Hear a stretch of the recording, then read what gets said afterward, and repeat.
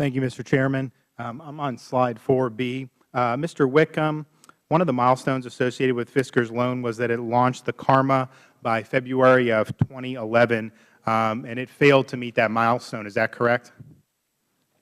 In February 2011, the company had represented that it did meet its commercial. What happened, in fact? Did they meet the milestone or not? In February 2011, the company represented. What happened, in fact? I'm not asking what they represented. Did it meet the milestone or not? June 2011, the DOE disagreed.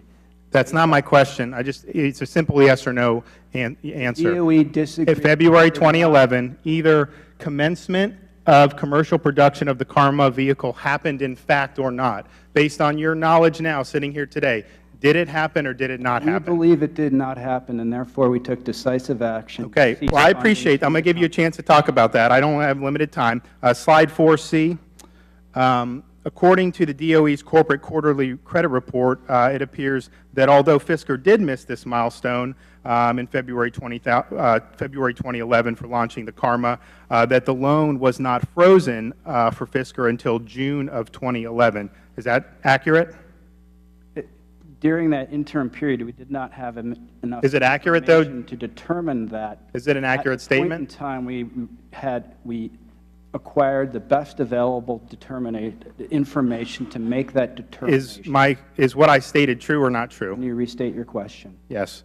It appears that Fisker missed the milestone requirements in February 2011 for launching the Karma, but that DOE did not freeze Fisker's loan until June of 2011. Is that accurate? Hindsight's 2020. I'm not asking about hindsight. I'm just asking whether it's accurate. The loan Sir, program. is it accurate, yes or no? It was accurate in June 2011 when they made that determination. So you froze it in June 2011, correct? Yes, sir. Okay. 4C. Based on DOE's quarterly credit report, it appears that Fisker misled the DOE by stating that it had launched production of the Karma in March of 2011 when, in fact, it had not. And the report further states that DOE did not figure this out until June 2011, at which point it froze the loan. Is that true? Did Fisker misrepresent information to DOE? If you give me an opportunity, I'd like to read what's boxed out in the red. Sure.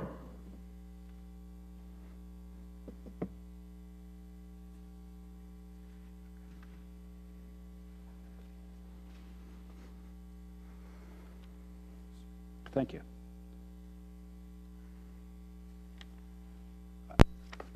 Sir, I wouldn't categorize. I don't read the word misread here. I believe there was a difference of opinion, and our determination at that point in time was that they had not met the launch milestone based on the best available information that the DOE had at that time in June 2011. Right. So they did not provide you the information before that time. We worked all during that time period to get the best available information that ultimately led to the determination that they had not met the commercial launch milestone, and therefore we took decisive and conservative action to stop funding under the loan agreement. So basically, on February 25th, 2011, Fisker received $10 million. On March 24th, 2011, Fisker received $9 million from DOE. April 21st, 2011, another $10 million from DOE. May 26, 2011, Fisker received another $3 million from DOE. So this adds up to $32 million dispersed between the time that Fisker missed its milestone and the time that DOE determined Fisker missed the milestone and froze the loan. So it seems to me that there was a failure to identify this, and that this $32 million was essentially wasted because DOE did not confirm early enough that Fisker had not, in fact, launched the car. And, in fact, Fisker did not launch the Karma until September of 2011. Is that true, that it was not actually launched until September of 2011? We have a very rigorous portfolio management process with professional managers overseeing each loan. Those professional managers are in constant contact with the company and review the documentation that's provided by the company to us and look at all sorts of other information as well, including financial and technical data.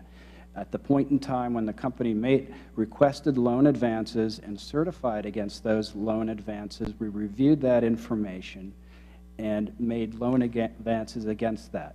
When we became uncomfortable with the information that they were providing to us, suggested that they had not met the commercial launch date, which was very important to the Department of Energy, we made no further loan advances. Okay, so in spite of that process, though, $32 million, you know, was given to Fisker that ultimately is going to fall on the taxpayer. So I guess my final question, I'm running out of time, it did not become public that the loan was frozen until February of 2012. So this allowed Fisker to essentially solicit equity under the false notion, implicit notion, that the company was still on good terms with the Department of Energy.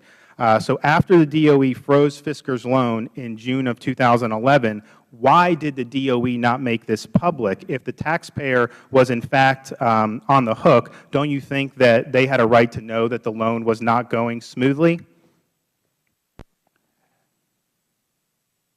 Fisker is responsible for raising its own capital and notifying investors of its situation. Having said that, as to why no press releases and no public notification were provided by the Department of Energy, I'll have to take that question on the record, sir. So you don't have an answer for it? I don't have an answer, sir. Okay. Well, Mr. Chairman, thank you.